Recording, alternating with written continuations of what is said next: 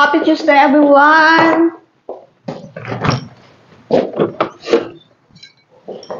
So it was quite Tuesday for me today, and I have been doing cluttering in my wardrobe, and also I'm going to make my another balikbayan box for Philippines for my loved ones. And actually I need two, but only one available in the Pinoy store. So I have one only, and then I will do this first, and then maybe if they have available, then I'm gonna get another one. Always two boxes I'm sending to Philippines. So this one is for my sister, and then for my mom and dad, I'll get another one. So I'm not sending anymore for my daughters because they got a lot of stuff there. So they just got the other boxes that I sent before. That was 2 months ago. So 60 days. So I'm drinking, what is this? Oh my god. Yeah, prune juice. It's a prune juice good for the stomach.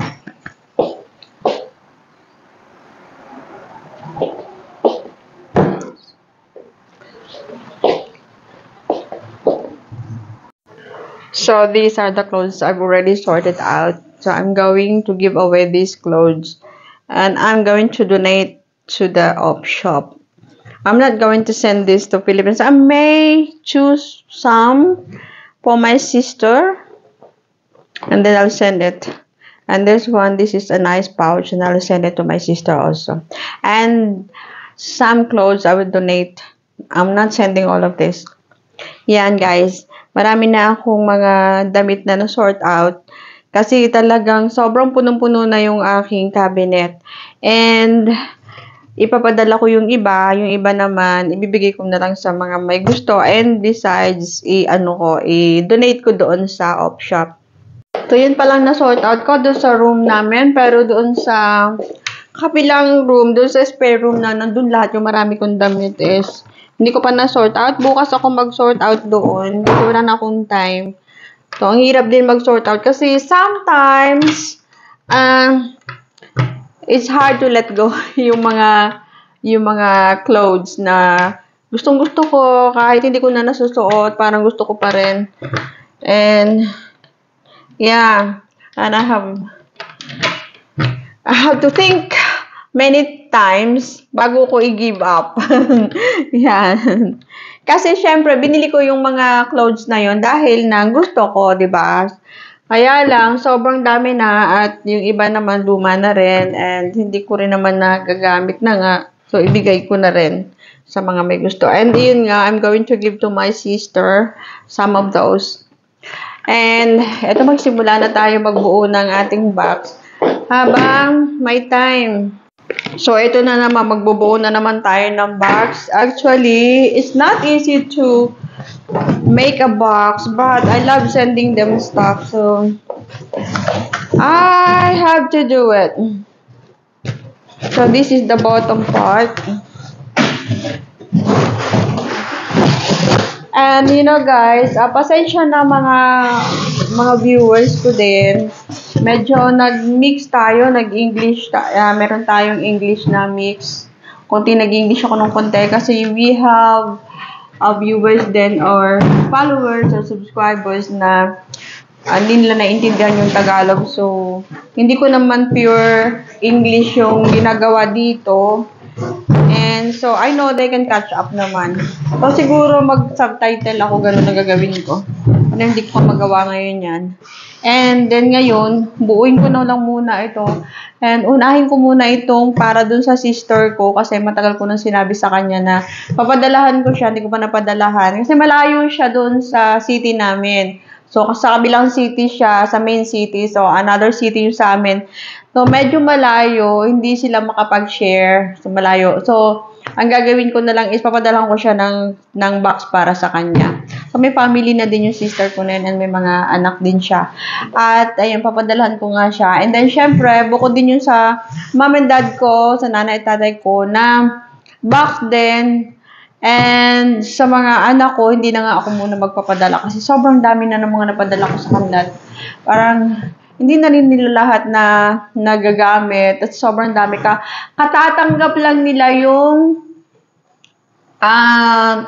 boxes nga, yung sinabi ko kanina na 2 boxes na ipinadala ko 60 days ago. So, natanggap na nila. So, ngayon, magagawa na naman ako ng box. So, pag napadala ko to, bibilang tayo ng 60 days, matanggap nila. So, ngayon is February, March, April, May. March, April. Mga April, kung mapapadala ko ng February. So, depende kung mapupuno ko kaagad dito, mapapadala ko sa kanila. Matanggap nila ng April.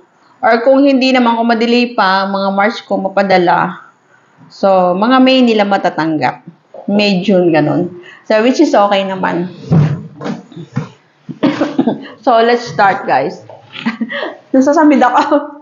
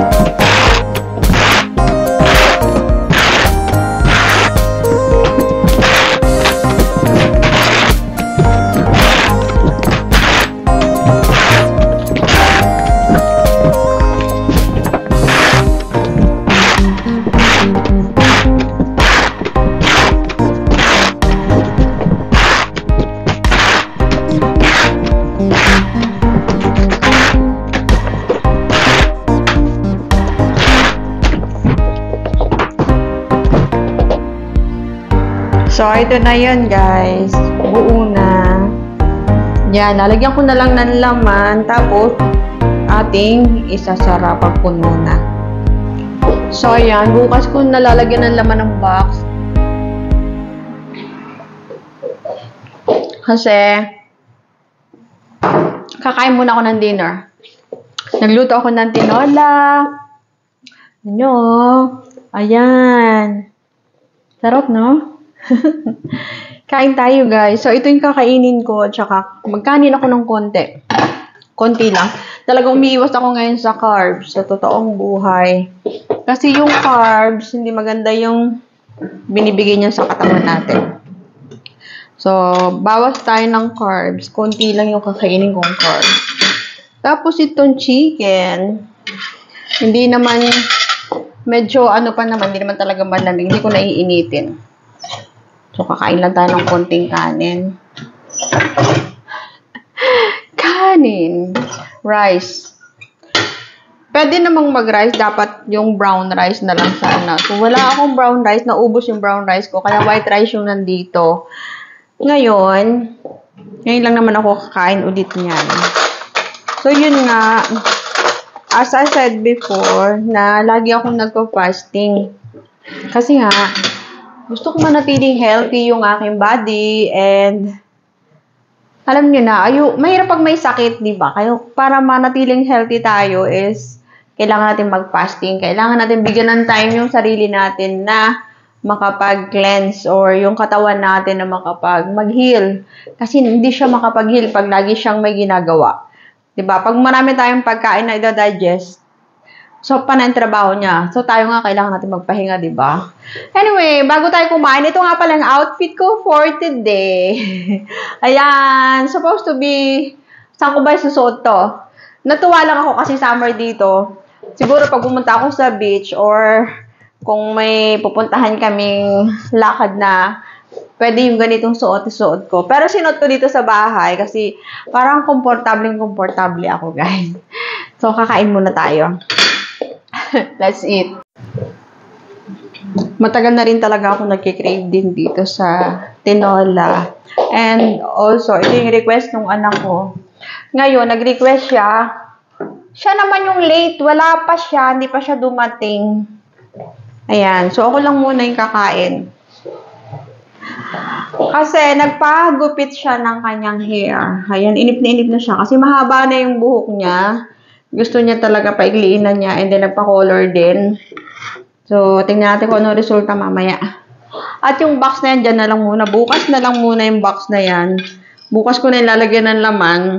Kasi, pipiliin ko din dun sa mga na-sort out ko ng mga damit ko. Pipiliin ko dun yung mga pwede kong ibigay sa kapatid ko, sa sister ko.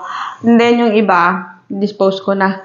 And, pag napuno ko na kaagad-agad, papadala ko na rin para wala na akong isipin. Lang. So, kailangan nga lang, doon sa binibilhan ko na Pinoy store dito, is naubusan sila ng stock ng balikbayan box. Kaya, isa lang yung nabili ko. Nag-iisa na talaga yun. Swerte nga din dahil nung pumunta ko doon, may isa pang natitira. Last one yan. So, binili ko na.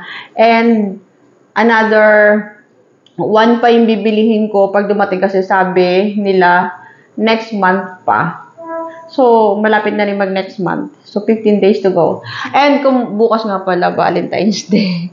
Oh, it's so sad na naman. Tuwing Valentine's Day, nasasad ako. Kasi, alam nyo, yun nga, si Barry talaga hindi siya mahilig sa Valentine's.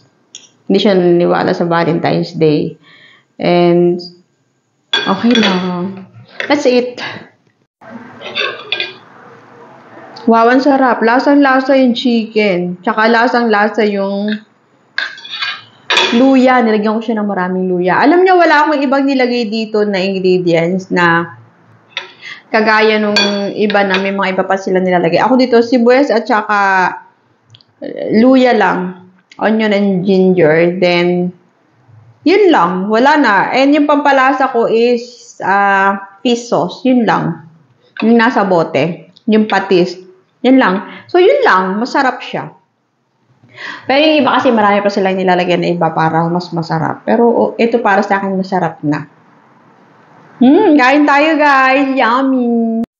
Ayun guys, mag-skincare na ako. Kasi gabi na. Hindi na ako nakapag-vlog nung dumating yung anak ko. Nagpagupit siya ng buhok. Ang ikli na. Ikli na ng hair niya. Tapos kumain na kami together kasi nga nagluto ako ng tinola today. And talaga namang ang dami namin nakain, busog na busog. Nakita niyo yung mga damit na yan sa likod ko, sa ibabarang kama. Yan yung mga ilalagay ko sa box. Pagpipilian ko pa pala, pipiliin ko lang yung pwede dun sa sister ko. Tapos, ilalagay ko na sa box. Ay, yung iba, papamigay ko na lang dito or i-donate ko nga doon sa op shop. So, yan. Ganito lang guys, ginagawa ko paggabi ng skincare. Minsan nag-wash ako ng face ko pagka may time pa ako. Pero pag ganito, medyo late na. Nag-cleanser na lang ako. Tapos mag-toner. And maglagay na ako ng aking mga serum at saka cream. Yan. So, I'm gonna end this video. Thank you so much for watching. And so, thank you guys for watching me and subscribing me. And please subscribe for those who haven't yet. And good night, everyone. Be good. I love you all.